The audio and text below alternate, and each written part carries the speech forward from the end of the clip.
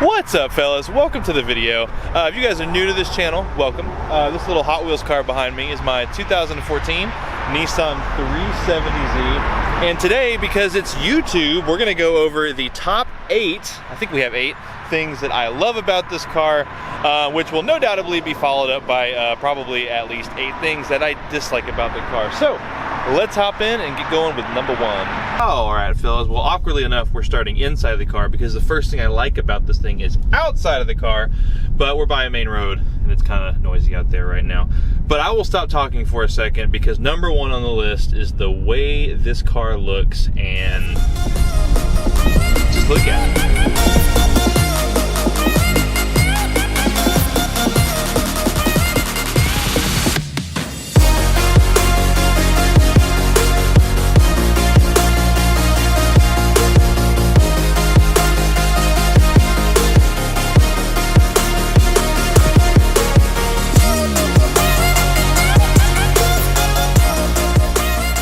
Hope you enjoyed that, but honestly, my favorite thing about this car is the way it looks. If you guys have never been to this channel before, I've owned a million different Mustangs, and this is my first really non-Mustang car I've ever owned. And honestly, since this car came out, I've always had a bit of a crush on it. It's just, the lines always worked for. I think that kind of like just flat side profile line of this car is my favorite. I love, it's got a short hood, and I love how the rear end, kind of the 3/4 view, just kind of swoops down into the butt. I've got a little spoiler on mine with this being the touring package, and I just love the way it looks. This is just the perfect spec car for me. I love the color, I love the lines, and even though it's an old design, I mean 2009 as this car came out brand new, it's held up very well, it's aged very well, and I think it's going to continue to age very well. So sticking with the outside of the car for a second, I love the big brakes and the wheels on this car. In all honesty, I wasn't gonna buy a car without these wheels and brakes, just because of how good it makes the car look. They fit the car really well. You know, these raised forged wheels are just super pretty. I love the twist to them. I love how deep they dive in the center. It's just a really good looking wheel. I'm gonna put some new wheels on it eventually, but for right now, I'm gonna put some new wheels on it eventually, but I'm not in as big of a hurry to do that as I was with some of the other cars that I've owned. I really think there's only a few cars that I can think of outside of like the super exotic brands that have factory wheels that look so good that they're almost worth not replacing. I think this is one of them. I think the Alfa Romeo Quadrifoglio, whatever it is, those wheels look awesome. And then the 6th Gen SS 1LE wheels. Those 3 wheels on those 3 cars are some of my favorite factory wheels, and so that's why right now I'm kind of cool with the way it looks. So sticking with the performance side of life for a second, drop her into 3rd, and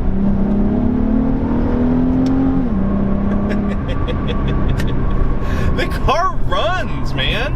I mean, like I said, this car is just the perfect example of don't drive it off a piece of paper. 330 horsepower doesn't sound like a lot, but when you pair it with this car with a transmission that's as good as this one's is, 330 horsepower, it's lightweight, it's short, it's fat, it's got decent sized tires on it, and the car just freaking sticks, and it will get, man.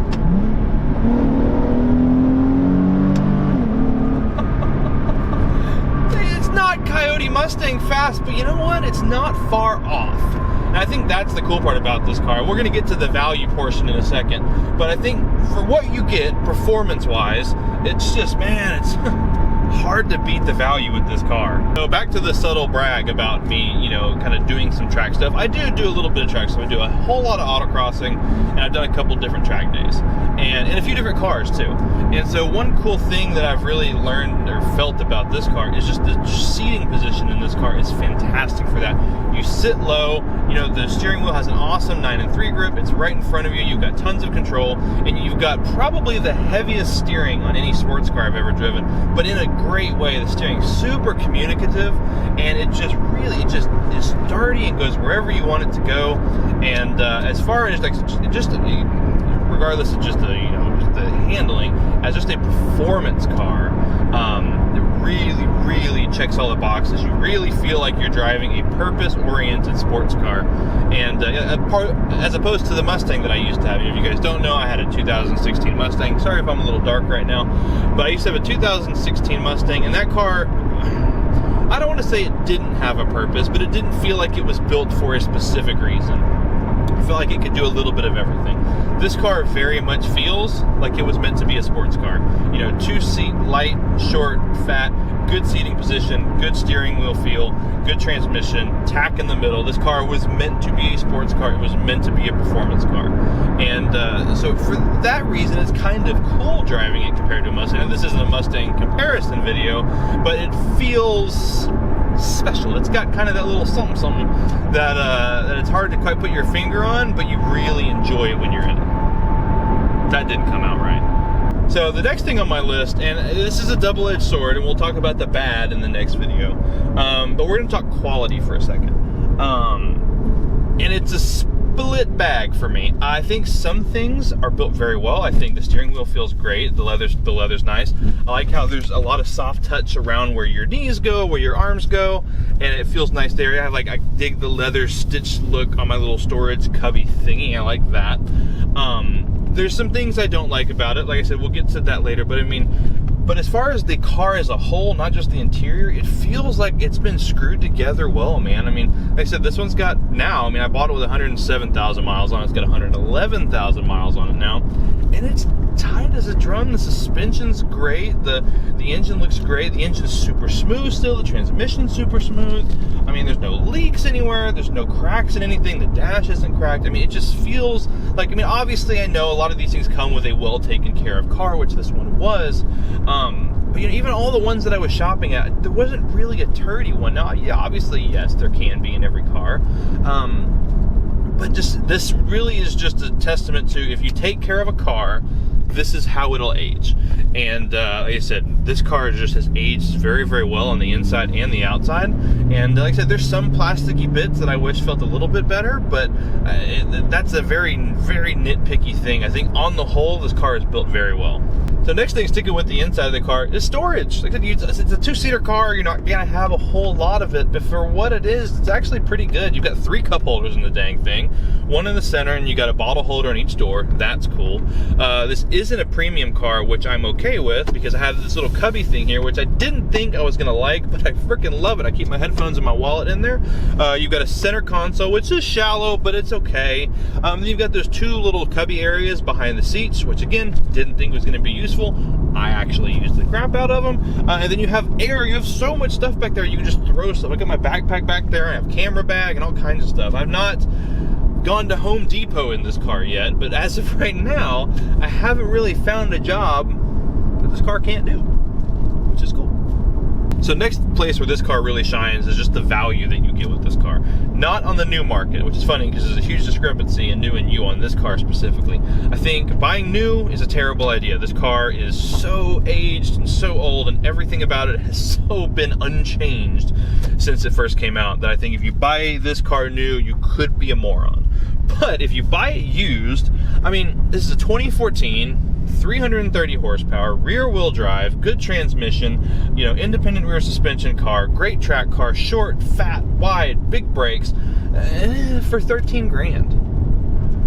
Find me a better deal. I get it. I get you can buy an S197 for about that same price, a first gen Coyote. I get that. But the interior is going to feel worse.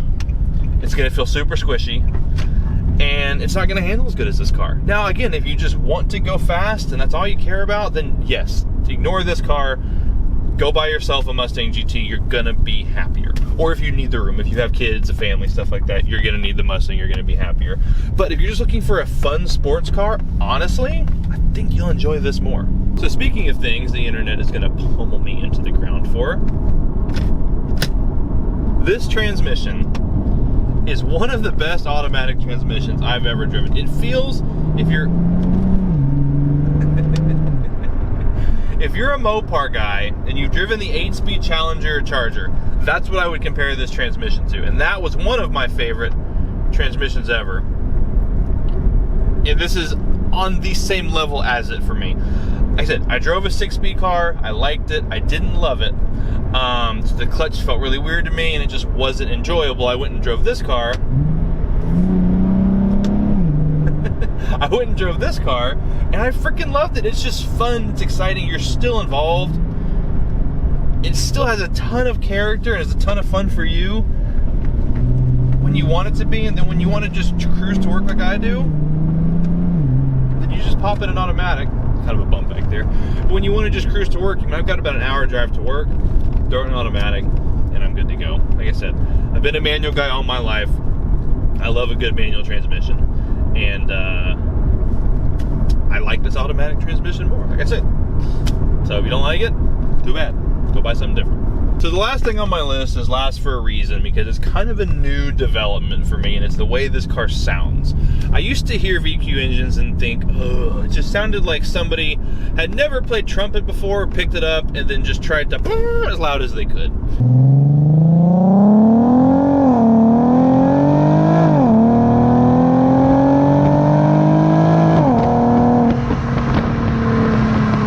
And it was just always this very bassy, like I said, trombone-y, echoey sound for me, and I really didn't like it. I think that was my favorite part about this car when I first got it, was that it had a stock exhaust on it, and it didn't make a whole lot of noise. But I put an exhaust on it anyway, and over time, I've learned to like it. I don't love it. There's better sounding cars out there. But it's not as bad as I initially kind of criticized it for. And so now, I think, especially now that it's, if someone's makes a good noise. Like I said, it's not perfect, but it makes a decent noise. Well, gang, I think that's it. 8? Was that 8? I don't know.